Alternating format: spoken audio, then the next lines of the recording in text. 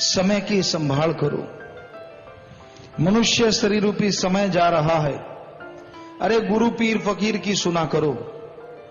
गुरु संत कभी किसी को बुरा नहीं कहते, बुराई को बुरा और अच्छाई को अच्छा कहते हैं।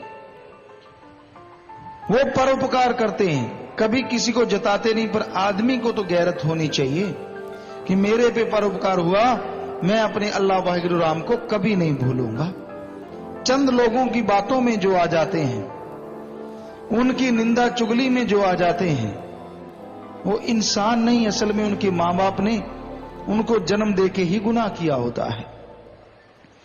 क्योंकि वो मां धन्य है, बेपरवाह जी फरमाते हैं, जिसके बच्चे नाम जपते हैं, सेवा करते हैं, वो धन्य धन्य है। और जिसके बच्चे निंदा चुगली और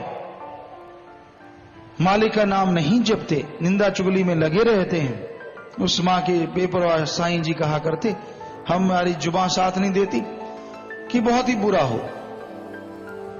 मां को दोष क्यों दिया जाता है? क्योंकि मां के गर्भ में जब बच्चा होता है, अगर वो राम नाम जपे, सत्संग सुने, तो उस बच्चे पे असर अच्छा होगा और वो अच्छा नेक इंसान जरूर बनेगा। तो भाई सोहबत का भी असर होता है, जैसी संग वैसा रंग। गलत लोगों का संग आदमी अच्छे भले को गलत बना देता है। सारे परोपकार जो मालिक अल्लाह राम ने किए होते उनको बाई चांस बना देता। वैसे हो गया, ये तो यूं ही हो गया, सब कुछ भुला देता है। तो आज घोर कलयुग में सत्संगियों पे भी लोग ऐसा ही कर रहे हैं।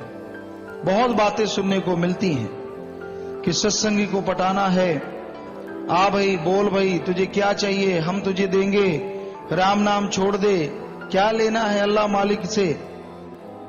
तो कई बार आदमी का मन भटक जाता है कि हाँ भाई काम करवा लो, अपने तो काम करवाना है, क्या लेना है। भूल जाता है कि यहां थोड़ा बहुत काम वो कर देंगे अपना उल्लू सीधा करने के लिए। और कोई आप उनके मासी के बेटे नहीं है, चचेरे भाई नहीं है, सगे भाई नहीं है जो आपका काम कर रहे हैं। काम के बदले उन्होंने आपसे अपना उल्लू सीधा करवाना है, उनको अपनी गरज है, इसलिए वो आपका काम करवा के दे रहे हैं और आपको अल्लाह वाहिगुरु राम नाम की तरफ से उखाड़ रहे हैं। तो आप उनकी बातों में ना आओ, उनकी चर्चाओं में ना आओ। बड़ी हैरानीजनक बातें सुनाते हैं, बड़ी तू तो फला है, तू बड़ा है, बोल तुझे क्या चाहिए, हम तेरे लिए तैयार हैं।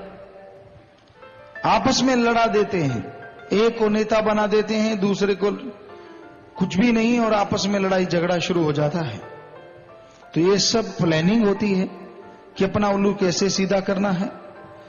आज घोर कलयुग में झूठ का बोलबाला है, पर यह नहीं कि सच कभी झुक जाएगा या सच कभी झूठ हो जाएगा, ऐसा नहीं। सच सच रहता है, उसको हमेशा मालिक का रहमो करम बरसता रहता है। क्या पता होता है कि उस तरह से चलने से सच ने किस बुलंदी पे पहुंचना होता है। सो ये तो अल्लाह मालिक राम ही जानता है। पर सच को घेरने के लिए निंदक या जिनको सच से डर लगता है, वो कोई कोर कमी नहीं छोड़ते। तरह तरह की बातें उलझाना। हमें कई ऑफिसर मिले इस टूर में, उन्होंने बताया कि गुरुजी आप वही हैं ना जिनको ये कहा गया था कि हर तरीके से उलझाना ही उलझाना है। ये आपको सच 100% सच बात बताते हैं। कहते हमें ऊपर से यही ऑर्डर था कि इनको फंसाना ही फंसाना है, चाहे कुछ मिले चाहे कुछ ना मिले। कहते मिलना तो क्या था, हम वहां रह के आए आश्रम में, लेकिन आपको उलझाना था। सो कहने का मतलब क्यों, ऐसा क्यों, राम नाम को क्यों उलझाना, किस लिए? बस अपना उल्लू सीधा करने के लिए कि राम नाम की शक्ति बढ़ गई, कहीं राम राज्य ना हो जाए। जबकि ऐसा संतों का कोई मकसद नहीं होता। उनका मकसद दुनिया से बुराई हटाना होता है। उनका मकसद हर तरह की गम चिंता परेशानी से जीव को बचाना होता है। तो भाई ये घोर कलयुग का समय है। यहां आप देखी सुनी बात को कोई झूठ समझ सकते हैं, पर संत पीर फकीर कहते हैं वो 100% सच कहते हैं। और दुनिया में बात करके, सुना के, दिखा के भी वो सब कुछ झूठा हो सकता है, क्योंकि सब माया के यार हैं। माया के लिए लोग चलते हैं। कोई कोई है मां का लाल, जिसके अंदर अच्छाई है, नेकी है, जो भ्रष्टाचार से बचा हुआ है।